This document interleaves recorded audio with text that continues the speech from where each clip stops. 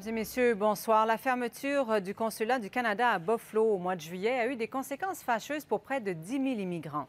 Leur demande de résidence permanente faite à Buffalo traîne maintenant dans la bureaucratie du ministère de l'Immigration à Ottawa, avec comme conséquence que des gens qui vivent maintenant dans l'angoisse en espérant que leur dossier se règle. Voici ce qu'a appris Denis Martin-Chabot.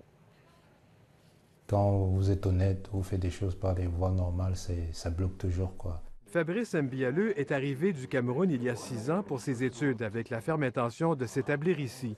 Et il a tout fait selon les règles. Aujourd'hui, il ne sait pas ce qui l'attend. C'est un sentiment d'injustice. Quand vous passez par les voies normales, quand vous respectez la loi, finalement, on ne sait pas. On dirait qu'on récompense plus les tricheurs, quoi. Fabrice a obtenu son certificat de sélection du Québec, ce qui aurait dû accélérer le processus.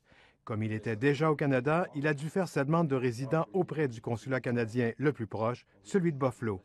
En tout, cela lui a coûté plus de 2 000 $.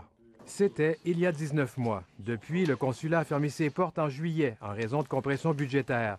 Et Fabrice est sans nouvelles de l'état de sa demande.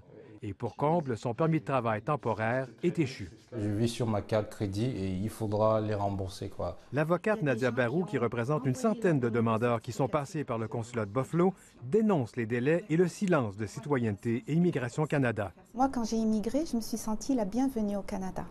Je ne peux pas en dire autant de mes clients, ils ne se sentent pas les bienvenus. L'affaire a rebondi aux communes. Mon bureau est inondé d'appels et de lettres de gens qui demandent simplement à ne pas être ignorés. Et c'est inacceptable. Toutes les demandes qui étaient traitées au bureau à Buffalo ont été déménagées à Ottawa et nous avons les fonctionnaires qui traitent de ces demandes-là de façon efficace. Selon nos informations, ce n'est qu'en juin 2013 que les 9 508 demandes de Buffalo auront pu être traitées.